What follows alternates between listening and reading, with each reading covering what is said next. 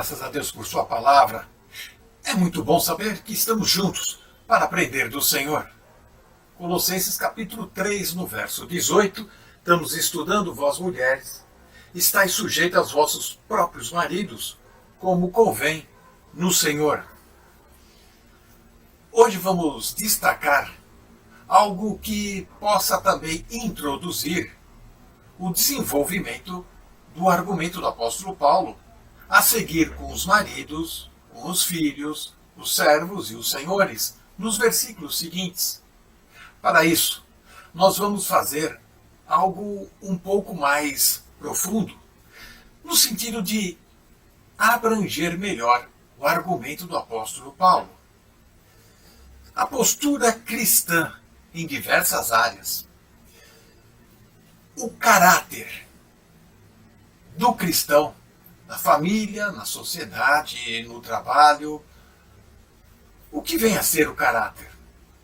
Caráter, de uma maneira mais prática, podemos definir dessa maneira. Caráter é aquilo que você é ou faz quando ninguém está vendo.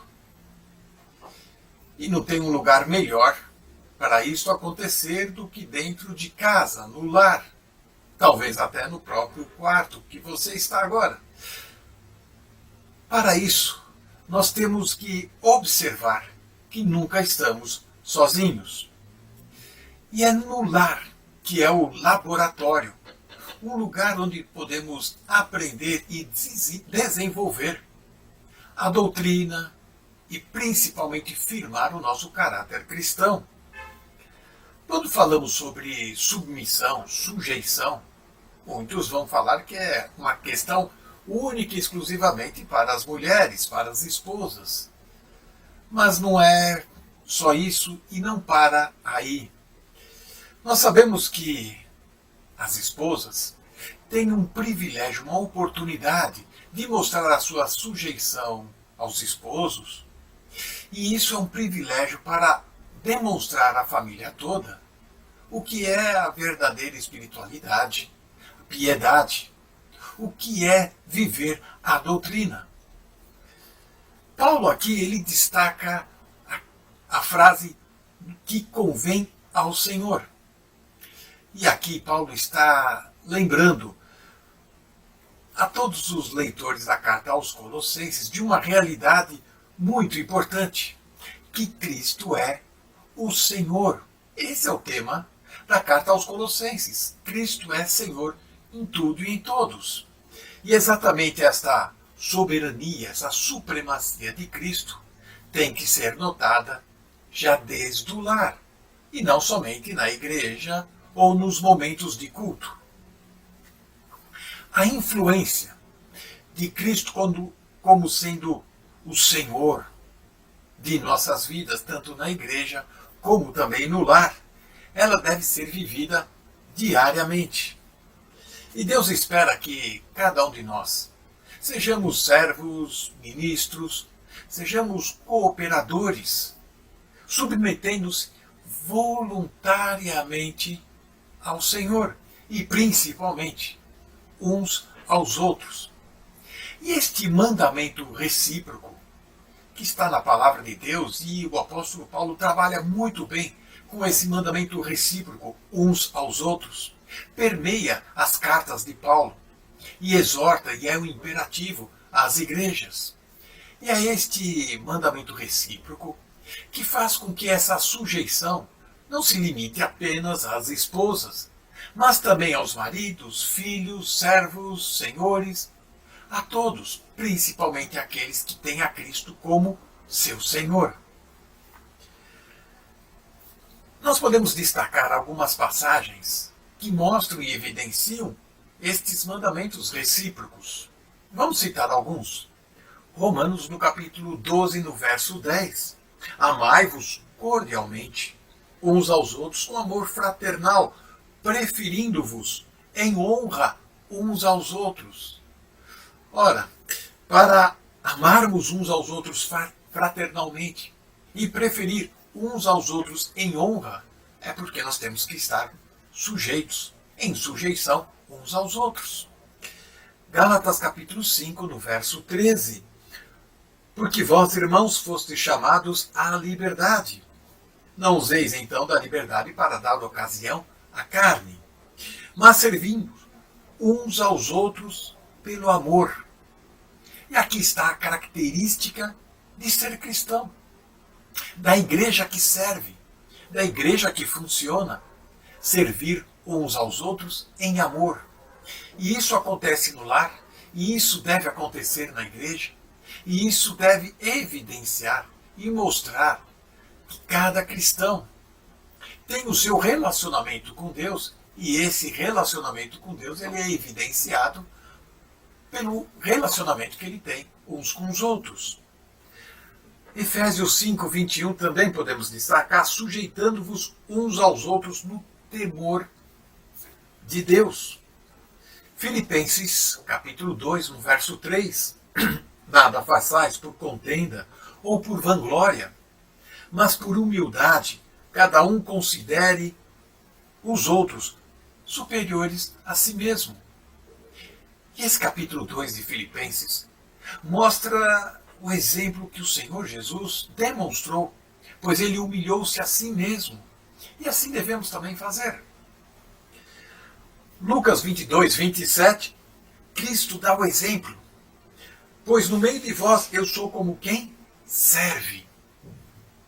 E essa deve ser a nossa disposição. Esse mandamento recíproco de uns aos outros, ele pode ser classificado em algumas categorias. Podemos destacar pelo menos 3 ou 4 categorias.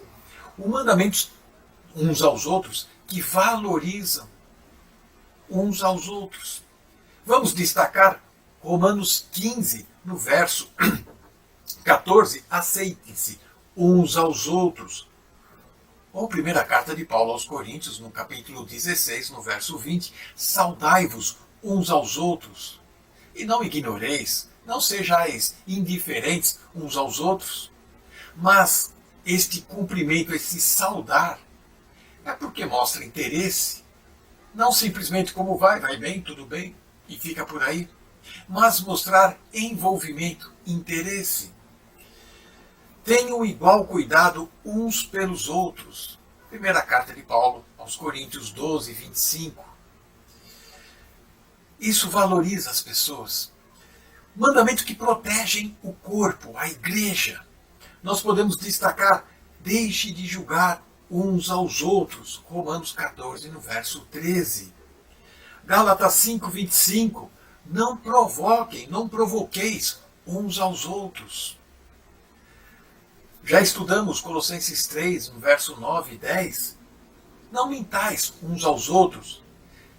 E ainda mais, perdoai-vos uns aos outros, como está em Efésios 4, 31. Isso protege a igreja. Isso propicia a você criar um ambiente onde o amor possa fluir. Mandamentos também que contribuem para o crescimento da igreja, para o crescimento do irmão, para o crescimento mútuo. Ensine uns aos outros. Vamos ainda chegar lá, Colossenses 3,16. Aconselhe-se uns aos outros. Romanos 15. Falando entre vós em salmos, hinos, também já mencionamos isso. E Efésios 5, 18 e 20 também menciona isto. Ou seja, a nossa conversa, o nosso assunto deve girar em torno das coisas espirituais, das coisas de Deus. Este mandamento recíproco de uns aos outros promove a sujeição, a submissão uns com os outros, e não só das esposas. Por fim, ainda temos os mandamentos de serviço. Sirvam uns aos outros. Gálatas capítulo 5, no verso 3. E Gálatas no capítulo 6, no verso 2, pede ainda para que carreguemos os fardos uns dos outros, leve os fardos pesados uns dos outros. Sejam bondosos uns para com os outros. Efésios 4, 31, 32. São destas palavras que promovem a união, o amor, a doutrina. E o nome do Senhor Jesus é glorificado. Aqui está o ponto importante. E não rivalizar uns com os outros, e não julgar uns com os outros, e não querer ser mais que o outro, eu sei mais que o outro, mas compartilhar, apoiar e encorajar uns aos outros. Atrás da palavra sujeição, submissão, nós temos os mandamentos recíprocos. Em 1 Timóteo 2,6, Paulo também frisa isso, o qual a si mesmo deu em resgate por todos, falando do Senhor Jesus, o qual a si mesmo deu por todos nós. Paulo novamente falando em Tito 2,14. Veja que João capítulo 13, naquele último momento do Senhor com os discípulos, naquele momento quando o Senhor Jesus vai lavar os pés aos discípulos, e se inclina e enxuga os pés, e Pedro não resiste. Ali o Senhor mostra a atitude que cada cristão deve assumir com relação à igreja, aos irmãos, à casa, à família. E esta humildade que o Senhor demonstra, mostra também o seu senhorio, pois ele não deixou de ser Senhor, ele não deixou de ser soberano, ele não deixou de ser uma pessoa de autoridade. E aí está o exemplo para nós. A ideia de submissão ensinada aqui nas cartas do apóstolo Paulo e nestas passagens citadas, todas elas, mostram que é uma preferência voluntária de cada um de nós. Não é algo imposto, não é algo cobrado, exigido, mas é uma disposição voluntária. Isso chama-se amor. O amor mútuo exige de cada um de nós um certo sacrifício, uma certa negação própria para atender de imediato aqueles que tão de perto são necessitados por nós e pedem o nosso apoio. Precisamos estar atentos e nos aperceber daquilo que está à nossa volta, deixando assim de olhar e buscar só os nossos interesses. Na sequência vamos falar sobre este mandamento recíproco uns aos outros, agora falando dos esposos, dos maridos, dos filhos, é na sequência. E que o Senhor nos ajude. Amém. Que bom é nós estarmos de volta ao estudo das Escrituras. Na carta aos Colossenses, onde nós nos encontramos, no capítulo 3 ainda e no versículo 18, e quero daqui enviar uma grande saudação a todos vós. As vossas orações por nós são preciosíssimas. Também nós oramos por vós. E a nossa oração é que o Senhor nos ajude a todos nós a compreendermos as Escrituras e a podermos viver sob o seu poder.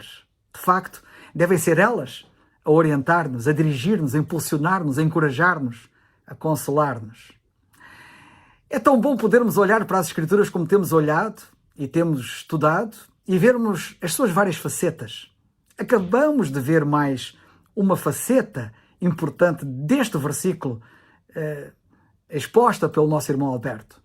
Vamos depois continuar e vamos ver mais alguma coisa. Vós, mulheres, lemos nesta passagem, estáis sujeitas aos vossos próprios maridos como convém no Senhor. Na minha própria pequena experiência e por aquilo que eu tenho observado, parece-me que é natural que as mulheres, que as esposas queiram se sujeitar aos seus próprios maridos. Vi isso acontecer já na minha própria mãe, em relação ao meu pai. A maioria das esposas deseja agradar aos seus maridos e quer que eles as orientem e deem a voz de comando, por assim dizer. Ora, é importante que se saiba que isso vem da lei da criação. Em Gênesis, no capítulo 2 e versículo 18, Deus foi muito claro quando criou Adão e Eva. E disse o Senhor Deus, lemos nesse versículo, não é bom que o homem esteja só. Far-lhe-ei uma adjutora. Esta palavra, adjutora, dá a ideia de alguém que se encaixe, que se ajuste, que seja apropriado, que seja adequado. E, portanto, nós lemos, far-lhe-ei uma adjutora que esteja como diante dele. Não é bom que ele esteja só, diz Deus. Far-lhe-ei uma adjutora. Ou seja, na linguagem de hoje, dir-se-ia uma assistente ou uma assessora. E a mulher em geral, a menos que seja ensinada ou criada de outra forma, quer ser uma assessora para o seu marido. Ela quer ajudá-lo. E quando ela permanece nessa posição e mantém essa atitude, é de longe a mulher mais feliz, ao contrário do que acontece com aquelas que desorbitam daquela órbita que Deus estabeleceu nas Escrituras. A ideia de coadjutora é também a de juiz substituto. E quantas vezes a minha mãe substituiu o meu pai nesse papel na sua ausência? Se uma mulher foi verdadeiramente sujeita e feliz no seu papel como esposa no lar, foi a minha mãe. Um verdadeiro exemplo. Convém aqui também referir, e isso é muito importante, pois entronca naquilo que eu referi nos estudos anteriores, que a força da autoridade do meu pai adivinha do seu exemplo. E quando assim é, não há nada que dê mais prazer a uma mulher em se sujeitar. De facto, como tenho dito muitas vezes, nenhuma mulher se importará de se sujeitar a um marido que a ame como Cristo amou a Igreja. Eu poderia ficar aqui o resto do tempo a falar do modelo prático, exemplar, que vi deste ensino no meu pai e na minha mãe. Não posso deixar de dar aqui o testemunho do que vi nos últimos anos das suas vidas.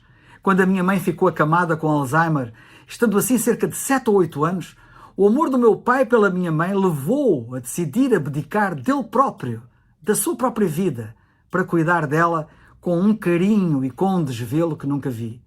Mesmo quando ela aparentemente já não reagia a quaisquer estímulos, ele falava para ela com a mesma ternura e cuidado como quando ela estava de plena saúde. Nunca vi coisa igual.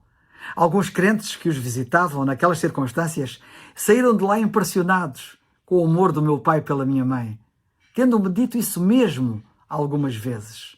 De facto, foi impressionante o testemunho dado pelo meu pai.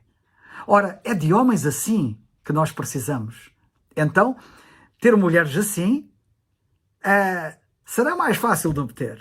Se nós tivermos homens assim, nós vamos facilmente ter mulheres assim. É triste dizer que vivemos numa época em que muitas mulheres querem libertar-se dessa qualidade dada pela natureza quando Deus a criou e a quererem impor uma alegada ou suposta igualdade que não existe realmente. Apesar de todo o arrazoado em torno desta temática sobre todos serem iguais, que não são, a verdade é que tal não é verdade.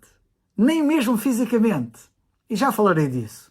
Não precisarei de falar das diferenças emocionais, das diferenças afetivas e das diferenças derivadas de ambas as coisas. Nem precisarei de falar do estudo publicado na revista Science, no dia 17 de outubro de 2018, que sugere que em países que propiciam maior igualdade de oportunidades para ambos os géneros, as escolhas e preferências das mulheres diferenciam-se das dos homens. Ou seja, quanto mais as mulheres têm acesso a recursos que deem autonomia, mais as suas preferências se diferem das dos homens. E isso vale tanto para países ricos, onde há mais recursos à disposição de todos, quanto para lugares em que há maior igualdade de género e inclusão social das mulheres. Os pesquisadores Armin Folk, da Universidade de Bonn, na Alemanha, e Johannes Armour, da Universidade da Califórnia, nos Estados Unidos, analisaram as respostas dadas por 80 mil homens e mulheres em 76 países numa pesquisa sobre preferências. Os dados são da pesquisa de opinião feita pela empresa de sondagens Gallup, tão famosa no mundo. E esta empresa fez esta pesquisa em 2012. Mas voltando às diferenças físicas. Para além de homem e mulher serem bem diferentes quando despidos, até o seu esqueleto é diferente. Além do tamanho dos ossos, maiores e mais robustos e pesados no homem, as principais diferenças podem ser notadas no crânio e na zona pélvica, na chamada bacia. Os ossos cranianos do homem têm saliências e a sua fronte é achatada, enquanto que o crânio da mulher é mais liso e a fronte é reta. Essas diferenças aparecem após a puberdade e são disparadas pela força das hormonas. A pelvis ou bacia feminina tem formato mais circular que a do homem e uma cavidade pélvica maior, que facilita a passagem do bebê no parto quando elas são mães. Além disso, o externo da mulher é mais largo e curto que o do homem. O seu crânio tem contornos mais suaves e os ossos do pulso são mais estreitos. O maxilar é menor e não é natural que a mulher possua as pronunciadas arcadas supraciliares das sobrancelhas, nem a fronte inclinada que geralmente encontramos no homem. Homem e mulher não são definitivamente iguais. Há muita mentira que anda por aí a circular, querendo fazer-nos crer que é verdade. Tudo para combater Deus e a sua verdade. Não nos podemos esquecer disso. Não nos esqueçamos. Tenho que lembrar isto permanentemente e enquanto Deus me der fôlego, procurá-lo-ei sempre fazer. Não nos esqueçamos que a ideia de esbater a diferença sexual, de anular a diferença de sexos, é uma ideia satânica, tendo inspiração no inferno. Não lemos em Apocalipse, no capítulo 9, versículos 7 e 8, de rostos de homens que tinham cabelos como cabelos de mulheres? Já vimos bem de onde vem tal aberração? Não encontro outro termo melhor. É mesmo a aberração. Vem do versículo 2. Vem do poço, do abismo, de onde sobe fumo, como o fumo de uma grande fornalha. Sim, vem do mais profundo do inferno. E vimos no fim desse versículo 2 que com o fumo do poço escureceu-se o sol e o ar. Notemos bem como as trevas imperam, dominam, como resultado da ação satânica. Não deixemos que a atmosfera da igreja e dos nossos lares seja entenebrecida pela força e pelo poder das trevas. Sejamos resistentes, defendamos a verdade. Sejamos como Eleazar, um dos valentes que David teve, acerca do qual nós lemos no segundo livro de Samuel, capítulo 23 e versículo 10. Este se levantou e feriu os filisteus até lhe cansar a mão e ficar a mão pegada à espada. E naquele dia o Senhor obrou um grande livramento e o povo voltou atrás dele somente a tomar o despojo. Que a nossa mão, mesmo que cansada, fique pegada à espada que é a palavra de Deus e que o Senhor, na sua graça, nos dê a alegria de o ver operar um grande livramento no nosso meio. Tão mal as coisas estão no mundo em que nós vivemos. As mulheres estão a ser ensinadas a anular essa qualidade da natureza e a afirmar uma suposta igualdade que não existe. E geralmente isso chega a ser superioridade, pois até já se vê em esposas a abrir aos maridos a porta do carro e a abrir a porta do restaurante enquanto eles caminham humildemente 2 ou 3 passos atrás para ver qual a mesa que ela vai escolher, vindo depois delas sentar-se humildemente. Perdão. Tudo isto é contrário à palavra de Deus e nenhuma verdadeira esposa crente vai querer agir assim desta forma. A verdadeira cristã deseja obedecer a Deus e estar sujeita ao seu marido, tendo prazer em ser feminina e em que ele seja verdadeiramente um cavalheiro.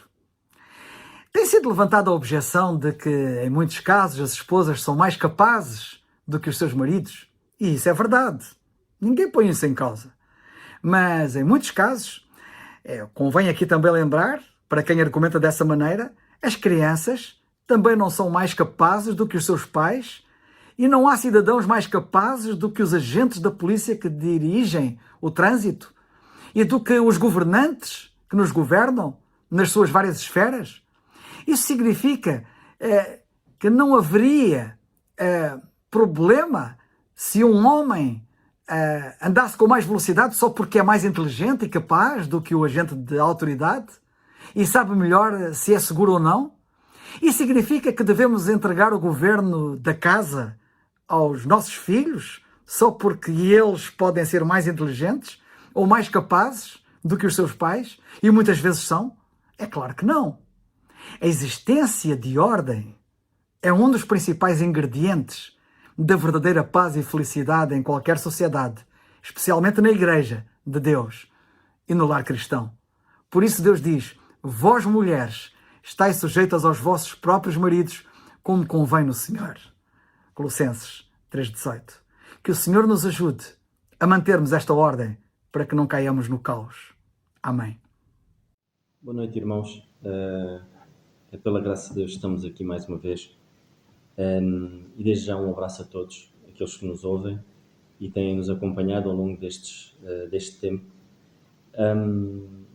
eu não me vou alongar muito este estudo. Eu sinto que no estudo passado acho que exagerei um pouco, foram 25 minutos, acho que foi muito, e porque temos o nosso irmão Alberto e o nosso irmão Carlos, que também têm participado e têm dado os seus pensamentos, e temos que dividir isto.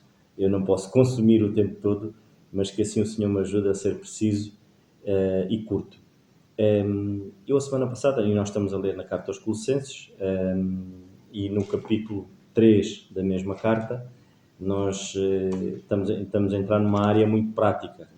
E quando nós lemos, e eu vou ler outra vez, estamos no versículo 18: Vós, mulheres, estáis sujeitas aos vossos próprios maridos, como convém no Senhor. A semana passada, da minha parte, eu falava-vos um pouco acerca desta dupla responsabilidade, como nós lemos e nós lemos a semana passada. Eu não vou ler agora, não me vou repetir, mas muito resumidamente, nós lemos em Efésios, na carta aos Efésios, quando o apóstolo Paulo se refere no capítulo 5 e que diz que as mulheres estejam sujeitas como ao Senhor, como no Senhor, ou seja, devem estar sujeitas, e vamos ler para sermos mesmo precisos, para não nos dizer nada aqui que não seja correto, porque diz assim: vós mulheres, no capítulo 5 e no versículo 22, vós mulheres sujeitais aos vossos maridos como ao Senhor. E nós vimos esta diferença, não sei, falamos um bocadinho acerca disto.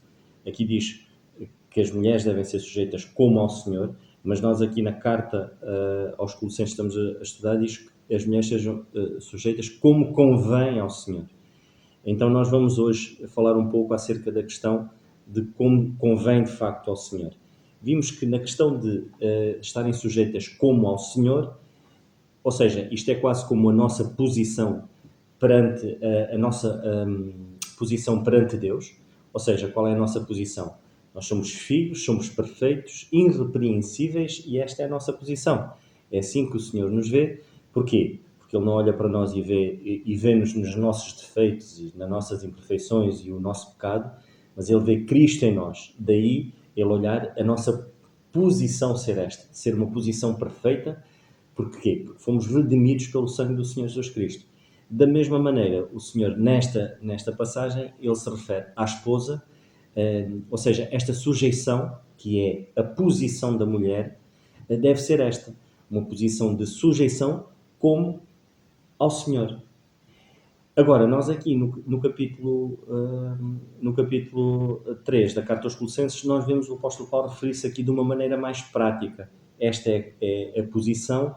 Agora, nós vamos ver aqui que é como é que Deus fala-nos e transmite esta mensagem de poder dizer que, de facto, que as mulheres sejam sujeitas como convém ao Senhor. E vamos ler muito rapidamente na Epístola de Tito, no capítulo 2, e nós vamos ler aqui uns versículos, eu não posso deixar de ler, para podermos perceber aqui um pouco o contexto. E diz-nos assim, capítulo 2, Tito: Tu, porém, fala o que convém à sã doutrina. Os velhos que sejam sóbrios, graves, prudentes, sãos na fé, no amor e na paciência.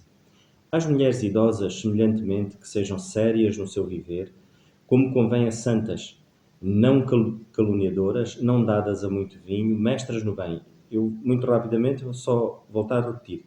Aqui no versículo 3 diz que sejam sérias no seu viver, como convém a santas. Lá está, este como convém é aquilo que nós estávamos a ler, lemos no versículo 18 da carta aos Colossenses, no capítulo 3, como de facto convém ser sujeita, como convém ao Senhor. E aqui faz referência como convém a santas, não caluniadoras, não dadas a muito vinho, mestras no bem, para que ensinem as mulheres novas a serem prudentes, a amarem os seus maridos e a amarem os seus filhos, a serem moderadas, castas, boas donas de casa, sujeitas aos seus maridos, e agora quero que prestem atenção, sujeitas aos seus maridos, a fim de que a palavra de Deus não seja blasfemada. Isto é que esta é a parte prática da coisa. Isto é pôr em prática o verdadeiro cristianismo. Isto é pôr em prática aquilo que se vive. é pôr em prática a nossa posição, ou seja, de facto, quando nós assumimos que somos cristãos e que aceitamos o Senhor Jesus Cristo, nós depois temos que pôr em prática. É o nosso testemunho. E não me vou alongar muito. Eu gostava, ao longo destas semanas, falar um pouco, sim, acerca destas questões, de uma a uma, como, de facto, aqui nos diz que as mulheres devem ser sérias no seu viver, não caluniadoras, não dadas a muito vinho, mestras no bem, para que ensinem as mais novas a amarem os seus maridos e a amarem os seus filhos, a serem moderadas, castas, boas donas de casa, sujeitas aos seus maridos, a fim de que a palavra de Deus não seja blasfemada. Vemos aqui, ou seja, um bolo completo de que, se essa for a preocupação de uma mulher, verdadeiramente uma mulher de Deus, tem todos os ingredientes para que ela possa ser sujeita como convém ao Senhor. Eu queria só, e hoje acho que não vou-me focar nesta questão, quando nós lemos aqui, quando nós líamos aqui no último versículo que eu li, que é o versículo 5 de Tito, quando diz: a serem moderadas, castas, boas donas de casa, sujeitas aos seus maridos, a fim de que a palavra de Deus não seja blasfemada. Irmãs, isto é muito importante, porque isto é prática do cristianismo, isto aqui é prática. A primeira mensagem, logo, quando de facto uma mulher é sujeita ao seu marido, independentemente das práticas, da liderança ou não que o seu marido tem, do cuidado que ele possa ter, visto ele ser a figura do Senhor Jesus Cristo dentro do lar, quer ele tenha esse cuidado ou não, é exigido que a mulher, de facto, seja sujeita ao seu marido. Mais não seja, e acima de tudo, não é mais não seja, perdão, é acima de tudo, para que a palavra de Deus não seja blasfemada. Ou seja, o facto de muitas das vezes, e eu já ouvi muitas irmãs dizerem que eu não tenho que ser sujeito ao meu marido porque ele também não cumpre com o papel dele.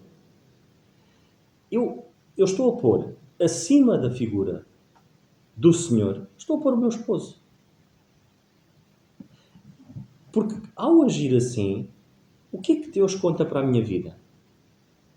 Eu tenho que me preocupar, de facto, é com o testemunho que eu estou a passar. Eu dou graças a Deus porque existem testemunhos de irmãs que, de facto, têm uma vida e que deram um passo no casamento e que as coisas não correram bem, mas elas têm sido um exemplo no seu viver. Têm passado um testemunho tremendo. Porquê? Porque a sua preocupação, acima de tudo, é não desagradar ao Senhor. A sua preocupação, acima de tudo, é levar aos pés do Senhor, e lá está. Lá está a posição que a mulher deve ter. Esta mesma sujeição, quando o Senhor diz que as mulheres sejam sujeitas aos seus maridos como ao Senhor, acima de tudo, a sujeição tem que ser ao Senhor. E a preocupação é não beliscar a palavra de Deus. Que testemunho é que eu estou a passar aos meus filhos? Primeiro, que testemunho eu estou a passar aos meus filhos, porque são os da casa, quando eu não sou sujeita ao meu marido? Até porque eu não sou sujeita ao Senhor. Que autoridade é que eu posso ter ao falar aos meus filhos da palavra de Deus quando eu não cumpro aquilo que o Senhor diz? Eu estou a pôr em causa a palavra de Deus. E é esta preocupação que nós lemos aqui e que o Senhor transmite-nos. Sejam sujeitas aos vossos maridos, a fim que a palavra de Deus não seja blasfemada. Não é por nada que nós temos neste versículo aqui sujeição aos maridos e a palavra de Deus não ser blasfemada. Porque muitas mulheres pensam que continuam a passar um testemunho muito florido e um testemunho muito bonito lá fora, fazendo parecer que as coisas estão muito bem, quando o testemunho tem que partir de casa. Quando o testemunho, e acima de tudo, a consciência da pessoa tem que estar tranquila, tem que estar em paz de que está a fazer tudo, não é por nada, está a fazer tudo para quê? para que a sua paz e o seu ânimo venha do Senhor, para que possa fazer tudo, para que nada possa beliscar a vontade de Deus. Independentemente daquilo que o marido possa fazer. Não é por nada que nós vemos na Epístola de Pedro, quando nos diz que muitas das esposas, ou seja, pelo seu porte, mudaram os maridos. Não diz por aquilo que elas disseram, pelo seu porte, pelo seu testemunho, por aquilo que elas, muitas das vezes, pelas as suas ações, não responderem da mesma maneira, não usarem, como se costuma dizer, usarem de troca de palavras, ou seja, se ele disse uma coisa, eu também vou lhe dizer. Vou responder pela mesma moeda. Porque o que está em causa é a palavra de Deus, irmãs, acima de tudo. O que está em causa é o testemunho.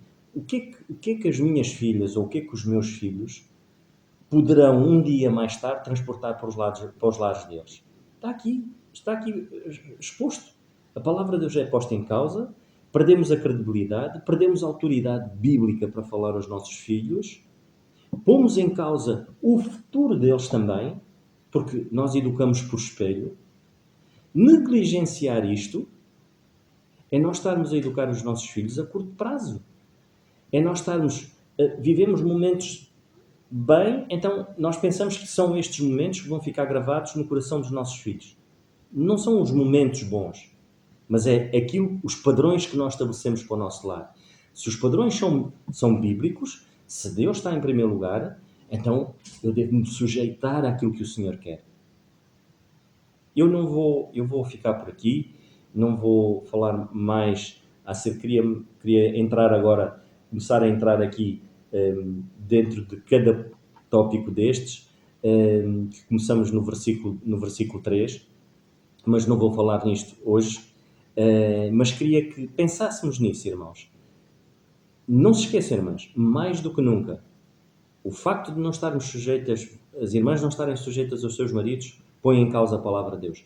Só aí já é motivo para pensarmos, não pode ser assim. O Senhor não merece menos. Quer dizer, Ele fez tudo. Se a nossa posição hoje, irmãs, perante o Senhor é de perfeitos, é de filhos, nós antes éramos considerados inimigos. E por aquilo que o Senhor fez por cada um de nós, a nossa posição hoje é de perfeitos, de santos, irrepreensíveis, de filhos. Então, é o mínimo dos mínimos que nós possamos fazer. É ser-lhes obedientes e estar sujeitos ao Senhor acima de tudo. Para podermos então perceber esta sujeição. Se nós não estivermos, irmãs, sujeitos àquilo que o Senhor manda, sujeitos à autoridade divina, não estaremos sujeitos a mais ninguém. E não se esqueçam, irmãs, os nossos filhos são educados por espelho. E acima de tudo, não se esqueçam de uma coisa, vocês são autoridade na vida dos vossos filhos. O facto de uma mãe, de uma esposa não estar sujeita ao seu marido, a sua filha jamais estará sujeita ao futuro marido. Nós estamos a passar um péssimo testemunho, nós estamos a passar um legado negativo, estamos a passar um legado de pecado, porque nós a semana passada eu falei acerca disso. Não é uma falha, não é uma fraqueza, mas é pecado. O facto de nós pormos a palavra de Deus em causa, estamos a pecar. Irmãs, que o Senhor nos ajude. Mas dou graças a Deus, porque existem grandes guerreiras do Senhor que não baixaram os seus padrões, independentemente das circunstâncias. Oremos uns pelos outros, irmãos, e que o nosso serviço seja de encorajamento, seja de admoestação acima de tudo com amor. E se nós, porventura, conhecemos de algum caso, que o nosso sentido seja sempre de ajuda, tendo como alerta a palavra de Deus. Ela alerta-nos para essas situações, não para nós acusarmos, não para nós pisarmos, pelo contrário. Isto serve para nós ajudarmos e, acima de tudo, estarmos atentos e vigiarmos a nossa própria vida. Não existem super-heróis na vida cristã. Existe o nosso super-Deus. E é dele que devemos estar dependentes e sujeitos. Um abraço muito forte. Para a semana, estamos juntos. Um abraço. Ora então, irmãos, uma boa noite a todos, um abraço. Eu queria partilhar convosco um pensamento acerca do assunto que estamos a estudar na carta aos Colossenses, no capítulo 3 e o versículo 18. E no versículo 18, digamos que, e conforme os irmãos anteriormente referiram, nós, até determinada altura, o apóstolo esteve a falar de teoria, não é? De coisas teóricas, doutrina. Agora ele vai falar-nos acerca da prática, falar-nos acerca da nossa vida, da nossa vida diária, da forma como devemos nos comportar neste mundo, aquilo que de facto devemos fazer, aquilo que Deus espera de facto de nós. E ele agora, o apóstolo, vai falar, começa por falar às mulheres e não só às mulheres. Se repararmos, o apóstolo não vai ficar ninguém de fora. Ele vai falar às mulheres, ele vai falar aos maridos, ele vai falar aos filhos, ele vai falar aos pais, ele vai falar aos servos e vai falar aos senhores. Portanto, ninguém fica realmente excluído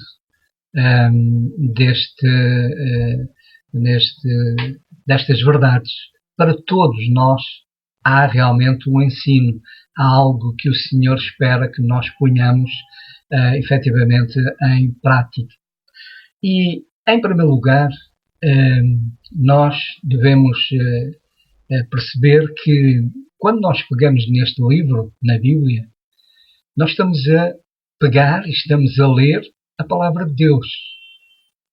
Aqui não são conselhos de homens, não são parceiros de homens, mas é a palavra de Deus. E é importante nós começarmos por perceber isso. E ao estarmos a falar da palavra de Deus, nós estamos a falar de alguém que nos ama.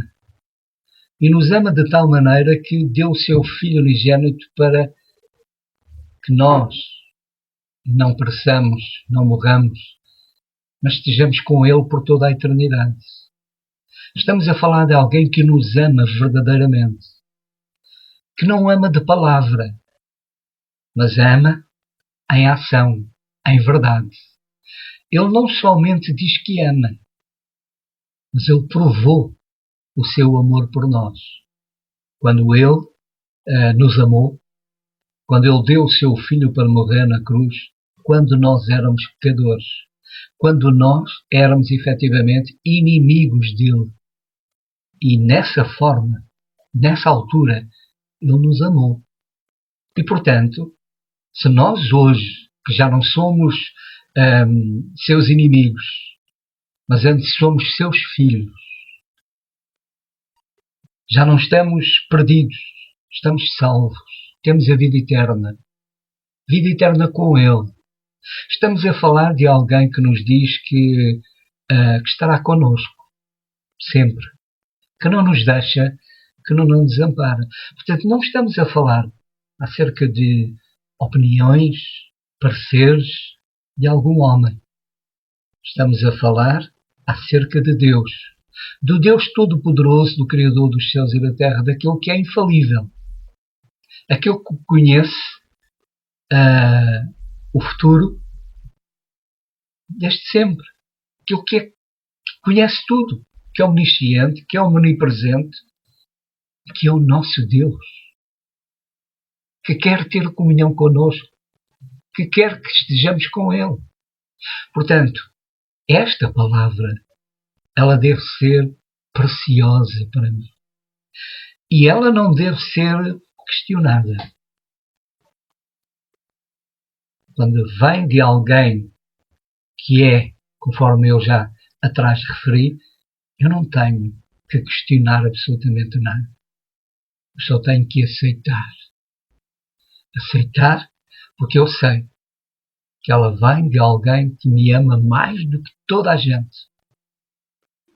Ela a seguir, a palavra de Deus, ela diz Em primeiro lugar, neste versículo, o versículo 18, ele dirige-se às mulheres. Mas a seguir diz aos maridos que amem as vossas mulheres. Estamos a falar de alguém que não é como o marido, que ama como o marido. Estamos a falar de alguém que ama. Ama é que é a verdadeira expressão do amor. De alguém que deu, de facto, tudo por amor de nós. Portanto, ou aceitamos esta palavra e a realizamos na nossa vida, ou então, se dissermos, como infelizmente algumas mulheres, e não só, se opõem a esta palavra, estamos a opor a Deus. Estamos a pôr a questionar Deus, a infalibilidade de Deus. Estamos a questionar Deus. E a pergunta é, será que nós temos essa autoridade para questionarmos Deus? Eu sei que este versículo ele tem algo que não, as mulheres não gostam, nem eu gosto, nenhum de nós gosta. Este versículo tem uma palavra que fala sujeição. Há alguém que gosta de estar sujeito? Alguém que goste de sujeição? Claro que ninguém gosta. Por natureza, nós gostamos de estarmos destacados, estarmos por cima, não estarmos em sujeição, seja a quem for. Mas há uma coisa que é certa, é que tanto as mulheres como os homens, tanto o marido como a mulher, ambos estão em sujeição perante o Senhor. E, portanto, se queremos, como casais, viver numa harmonia, em harmonia, se queremos viver verdadeiramente em paz, se queremos ser felizes, então temos que atentar para esta palavra. Porque fora dela, o que há é caos. E no caos, ninguém é feliz. No caos, ninguém de facto é feliz. Por isso, infelizmente, existem na nossa sociedade, no nosso mundo, determinados movimentos que se opõem a estas verdades. Mas estamos a falar de alguém que não acredita em Deus, que se opõe a Deus. Mas o problema é que isso era algo que no passado era mesmo assim. Hoje em dia, isto é algo que está presente já dentro da Igreja, em que esta oposição e esta falta de aceitação por estas verdades acontece dentro da própria Igreja. E isso é que de facto é mau. E talvez por isso, porque há essa oposição à palavra de Deus, não é à palavra do homem, à palavra de Deus. E eu também sei, há essa oposição, por isso nós temos famílias a viver num caos. Por isso nós temos casais a viver um caos. E o que é que acontece? A infelicidade. Não há verdadeiro gozo no casamento, não há verdadeira alegria, o que há é agonia. Mas não foi para isso que o Senhor, de facto, nos criou o casamento. Eu sei que também, ao longo da história, usando o nome de Deus, usando a palavra de Deus, foram cometidas as maiores barbaridades deste mundo. Usando Deus e usando a sua palavra. E eu sei também que, inclusivamente, dentro da própria Igreja, também há quem, usando a palavra de Deus, e particularmente usando este versículo e outros parecidos do género, usando isto, se apresentam como senhores e querem que as mulheres se sujeitem, se humilhem perante eles, porque eles são Mas não é isso que a Bíblia diz. Não é isso que o Senhor diz. Nem o Senhor falou com esse propósito. Porque o versículo a seguir diz: vós maridos amai as vossas mulheres. Noutra passagem diz como o Senhor amou a igreja. E o Senhor amou a igreja dando a sua vida por ela. Portanto, quem ama, cuida. Quem ama, protege. Quem ama, não humilha, não maltrata. Portanto, se houver entendimento da palavra de Deus, aceitação desta palavra e realização desta palavra na vida de cada um de nós, sejam homens, sejam mulheres, as coisas serão diferentes. As coisas serão totalmente diferentes. Já agora, para que eu não leve muito tempo, eu gostava de partilhar um pensamento para o qual eu fui despertado para um livro, que é o livro de Esther. O livro de Esther é um livro com determinadas características, mas é um livro das Escrituras que tem muito a nos ensinar. Inclusivamente, na minha opinião, em relação a este assunto, entre marido e mulher. Porque, para já, há coisas muito interessantes neste livro. Neste livro, Deus não aparece. Não há uma única referência. Nos 10 capítulos que o livro tem, não há uma única referência a Deus. Digamos que Deus, aparentemente, Deus está ausente. Mas é um livro que tem o rei Assuero, tem Vasti, tem Esther, tem Mardoqueu, tem Amã, e tem, portanto, ali uma história, desenrolar de uma história. E os irmãos certamente partilham da mesma opinião que eu, que não há acasos. As coisas não acontecem por acaso. Na minha vida não há acasos. Tudo acontece com propósito. E tudo acontece segundo a vontade de Deus. Portanto, não há acasos. Ainda que Deus não seja referido, podemos dizer que é o ausente mais presente ali, naquele livro. Porque, para já, estava em causa o seu povo. Estava em causa a continuação do seu povo. Havia a intenção de destruir os judeus. E, logicamente, Deus não iria permitir que tal acontecesse. E, portanto, é o Senhor que está por detrás de tudo ali, de tudo o que se está a passar neste livro. É, como disse, o ausente mais presente. E sabem, há pessoas assim.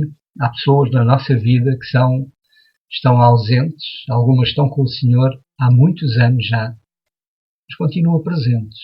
São ausentes, presentes na nossa vida. Algumas delas nos lembramos todos os dias. Influenciam a nossa vida também. Porque quando nos lembramos deles, lembramos daquilo que eles pensavam, daquilo que eles viviam, daquilo que eles diziam, e que influenciaram e continuam a influenciar a nossa vida.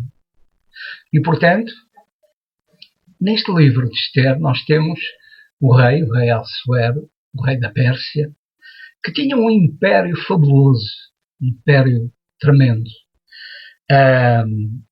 que ia desde a Índia à Etiópia. Portanto, era um rei com uma grandeza tremenda. E ele fazia questão de mostrar isso.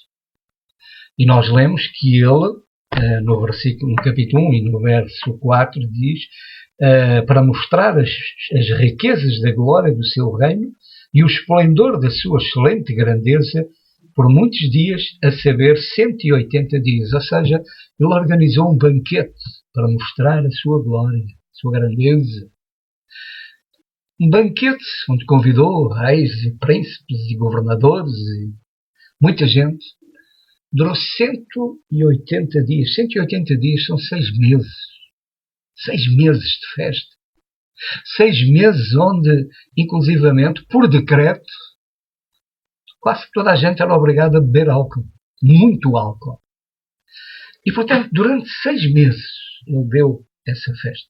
Passados 6 meses, ele ofereceu ainda mais um banquete, só para ali, para o pessoal da cidade, para o povo, para os governadores. Ofereceu esse banquete. A rainha Vasti ofereceu o banquete também no palácio dela. E, como eu disse, algo que continuava a correr muito era o álcool.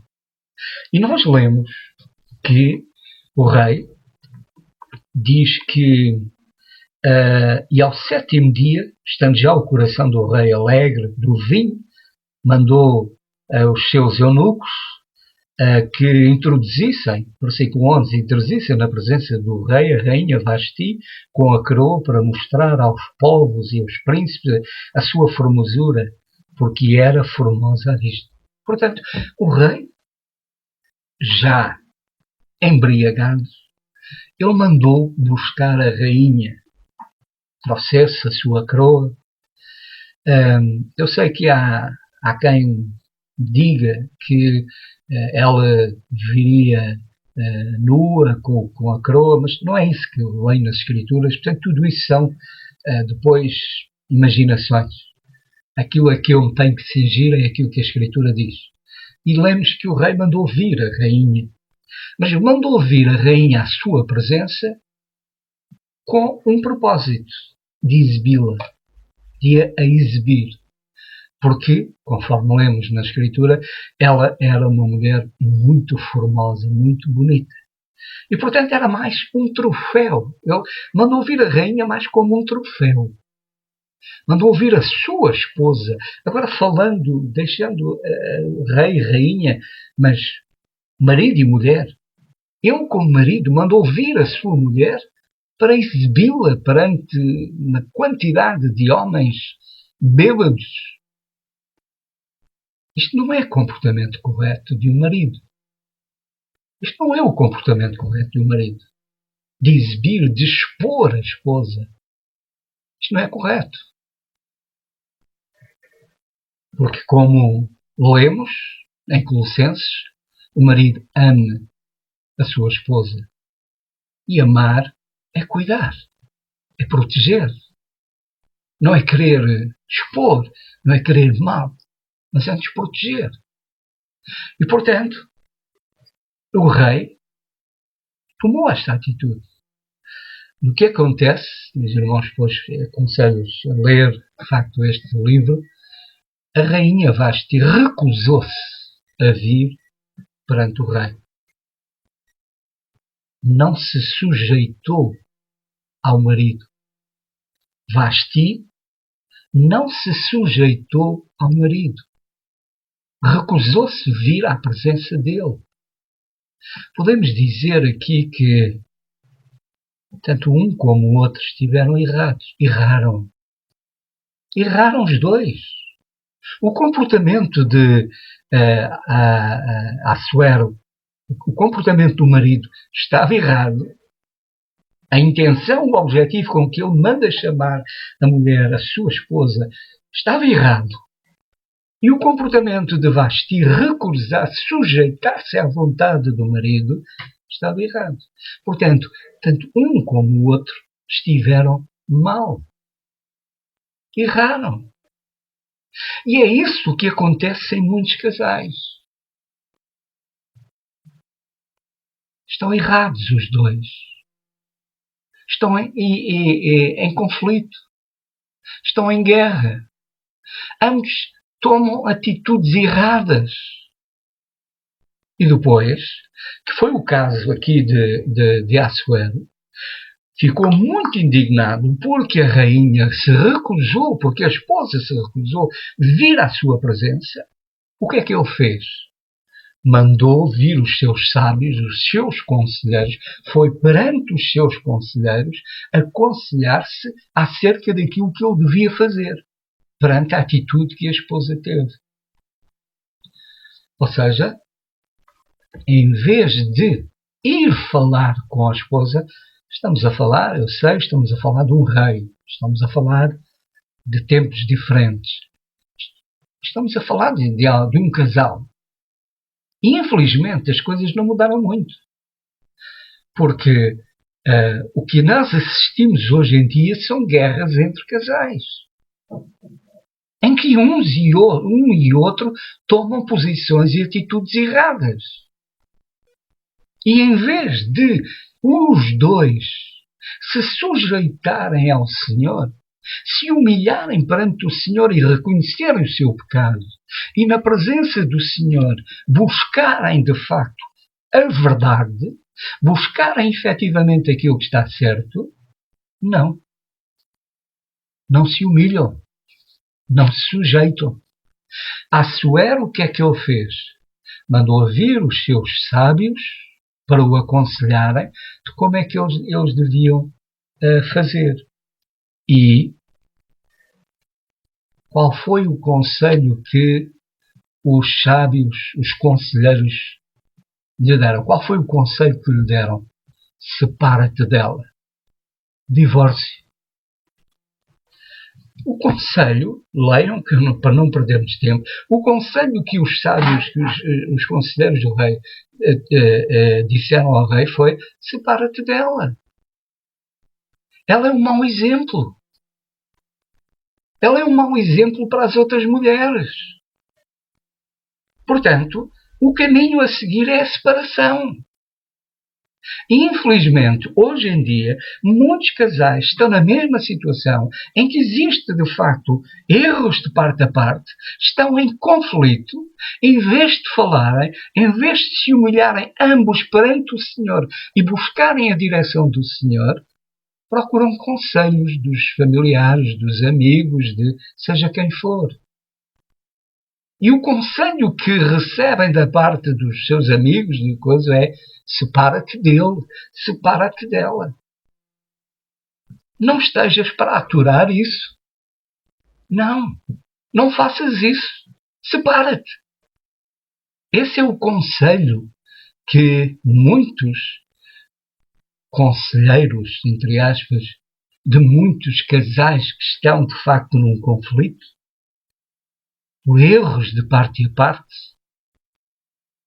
e em vez de buscarem de facto o conselheiro, e esse é o Senhor, e a sua palavra, procuram conselhos fora, procuram conselhos de amigos, até mesmo de familiares, e o conselho que lhes dão é: separa-te, é o divórcio. Foi o que os conselheiros disseram ao rei: divorcia-te de Vasti. Ela perde o seu reinado, tudo aquilo que tem, fica sem nada, separa-te dela. Esse é o conselho que, infelizmente, está a acontecer em alguns casais. E é errado. Que é errado. O verdadeiro conselho, aquilo que está certo, não é o que, ainda que seja família, ainda que seja um amigo muito próximo, não é aí que está o verdadeiro conselho. Não é aí que está aquilo que está certo. O que está certo é o que está aqui, neste livro. Ainda que isso me diga: sujeita-te. Ainda que isso me diga: ama, cuida, protege. Mas é isso que está certo. E permita ao Senhor que seja essa a atitude que nós, efetivamente, possamos tomar. Foi dito que Vasti ia ser um mau exemplo para as muitas mulheres. É verdade. Inclusivamente, há determinados movimentos, ainda hoje, que falam de Vasti. A mulher que se opôs ao marido, enfrentou o marido como uma heroína. Um exemplo. E atenção, nós como crentes, como casais, marido e mulher, temos de ter cuidado. Porque os nossos comportamentos são também um exemplo para aquilo que está à nossa volta. São um exemplo para os nossos filhos. São um exemplo para os outros que estão à nossa volta. Problemas, conflitos, todos nós temos. Há dificuldades. O importante é estarmos unidos e juntos na presença do Senhor, a enfrentarmos as dificuldades e os problemas. Reconhecermos que falhas eu tenho e certamente todos nós temos. O que é importante é estarmos juntos nas falhas, a reconhecermos as falhas e não deixarmos que essas falhas destruam. Mas tenhamos a humildade de nos humilharmos e reconhecermos as nossas falhas perante o Senhor e pedir a Ele que nos ajude a vencer essas dificuldades e vencê-las em conjunto como casal. Só mais um exemplo deste livro.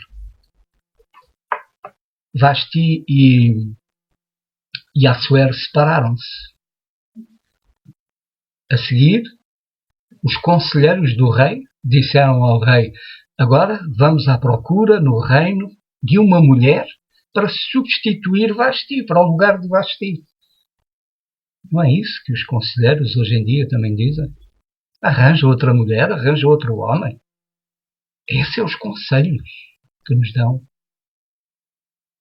Mas não é isso. Esse não é o conselho de Deus. E aconteceu. Entre essas muitas mulheres que arranjaram para o lugar de Vasti, veio Esther. E Assuero acabou por casar com Esther.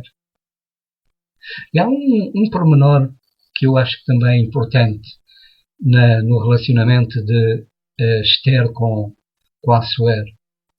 Houve um dia que Esther estava preocupada com o seu povo e ela tomou uma atitude que aquilo poderia significar a sua morte. Porque ela entrou numa zona do palácio do rei onde ninguém podia entrar, sem a autorização do rei.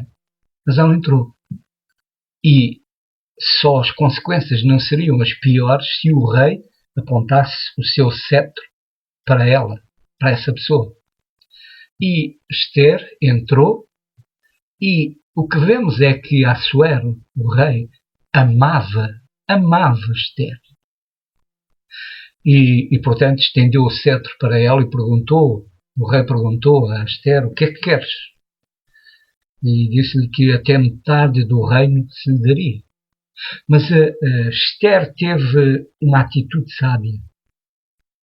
Ela disse: venha amanhã o rei e a Amã, que era o seu primeiro-ministro, venham ao meu palácio, os meus aposentos, ao meu palácio, e então conversaremos.